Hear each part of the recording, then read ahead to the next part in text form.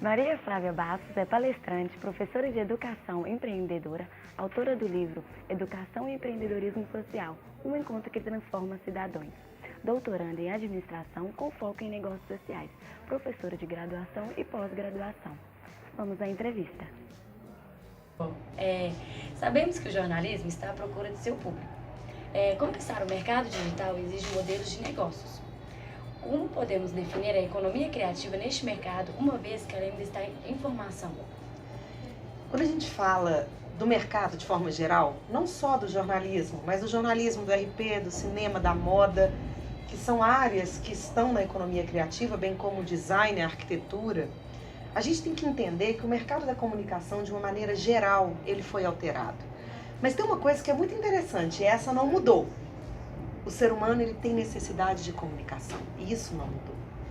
Então, ainda que os veículos, as formas tenham mudado, a coisa mais importante é a gente precisa, como ser humano, de se comunicar. Só que, à medida que as novas tecnologias chegaram para a gente, a forma como nós vamos trabalhar é que foi alterada.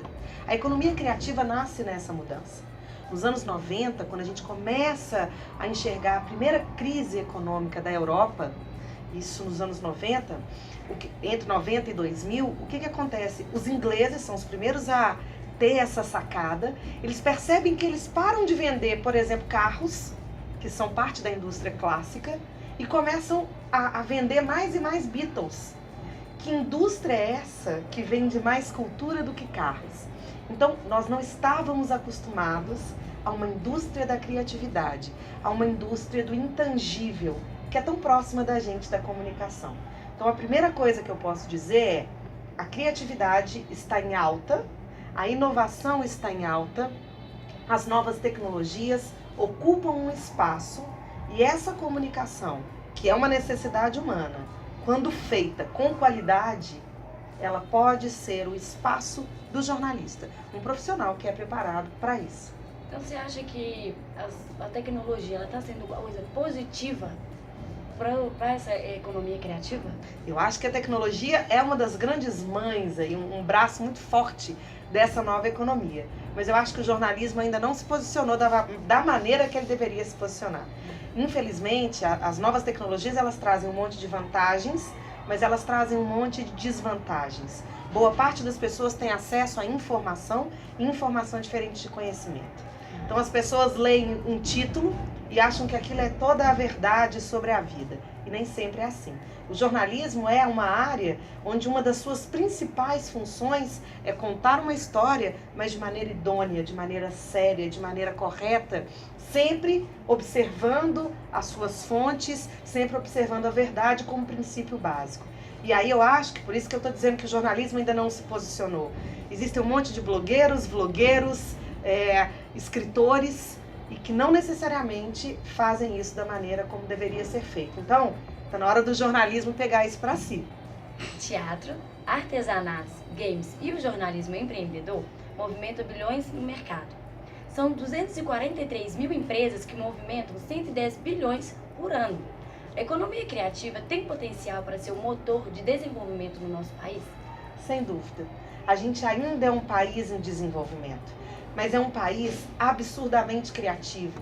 Só para vocês terem noção do que a economia criativa representa para o Brasil, tentem pensar no carnaval. O carnaval é um típico produto da economia criativa.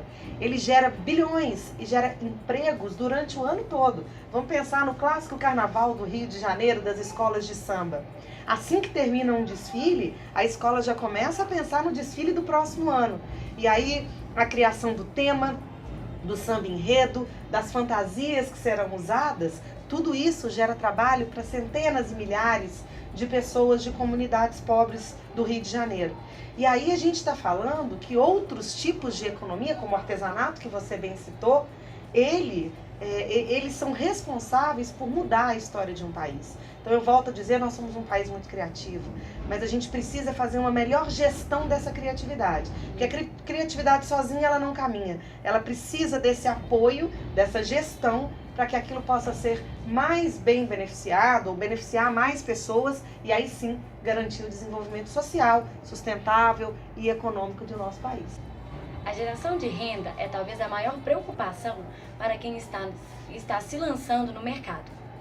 Para aqueles que pretendem colocar a criatividade neste mercado, que conselho podemos pautar? Acho que a primeira coisa nem é um conselho, mas é uma verdade. Isso não foi eu que disse. Tem centenas de estudiosos dizendo isso. O cérebro humano é o grande futuro. Nós teremos a criatividade, a inovação como grande futuro. E quem tiver boas ideias, é inevitável, vai ganhar dinheiro. O dinheiro vai ser uma consequência. Talvez o que esteja faltando são pessoas que se preocupem mais com a sua formação, com o fortalecimento do seu conhecimento. Eu sou criativo, eu tenho uma boa ideia, mas essa boa ideia precisa ser fortalecida, o meu conhecimento precisa ser fortalecido e eu preciso organizar as minhas ideias. É o papel da gestão, é quando a gestão se torna aliado da criatividade, e esse é o papel do empreendedorismo, é juntar o criativo ao prático, é como se eu juntasse o analítico ao intuitivo. É como se eu tivesse que juntar os dois lados do meu cérebro.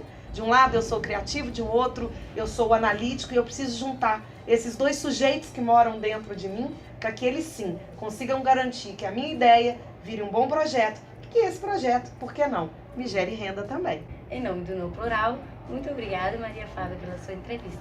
Eu que agradeço, desejo sucesso para que vocês possam empreender e sim continuarem criativos e fazerem desse nosso país um país mais desenvolvido, mais bacana e, por que não, mais comunicativo. Parabéns!